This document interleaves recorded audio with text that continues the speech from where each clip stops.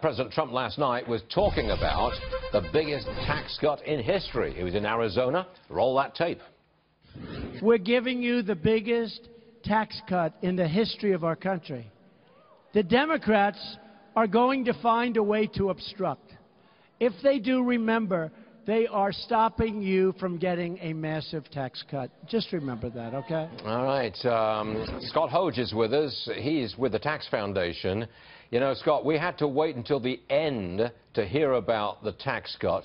It was preceded by vigorous attacks on the media and a resurrection of the Charlottesville issue. Did the president step all over his own agenda? Because I think that's the verdict of the stock market this morning. Well, certainly, if tax reform is going to be successful, it needs presidential leadership. It needs a president out in front on the issue and ginning up support among the grassroots. And unfortunately, he waited a little too long to get into that. We would like to see the president more engaged on this issue because it can't simply come from Congress. It really needs presidential leadership like we saw with Ronald Reagan in the 1980s. So you wanted this, you wanted it to barnstorm the country. To push those and tell the people, tell the world, this is why we want tax cuts. It's for you. It's for the middle America. But he didn't do it. And now you've got this article in the New York Times saying that the president and Mitch McConnell are at odds. They just haven't been talking, and they held a phone conversation on August the 9th, which dissolved into a really nasty shouting match. That, again, is not good for the tax cut barnstorming tour, is it?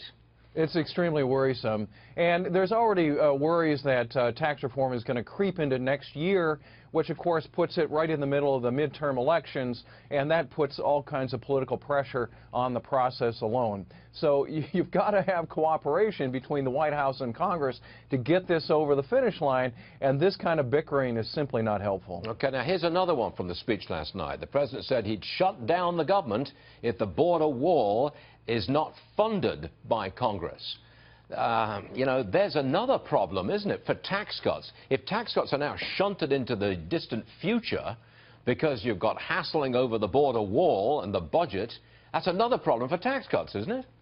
Well, it can be, but certainly Republicans control the playing field here. Both the House and the Senate can pass a budget on their own. They don't need a presidential signature on the budget resolution. The budget resolution sets the terms of both spending and the tax policy, and they only need 51 votes to get tax reform across the goal line in the Senate. So those are at least promising developments, but certainly if the president is not on board and is bickering about the wall, that creates all kinds of complications that really muddy the water. All right, Scott, I've got limited time left. I want you to zero right in and handicap this for me. What are the odds that we get a tax cut of some sort this year? Well, 50-50 this year. I'm much more bullish on tax reform coming early in next spring before the election season begins. I'm very confident that they're going to get something done, and I think it'll be more than just tax cuts. It'll be something very close to fundamental tax reform. Okay. We shall see. Scott, thanks for joining us as always. Appreciate you being with us. All right. You bet.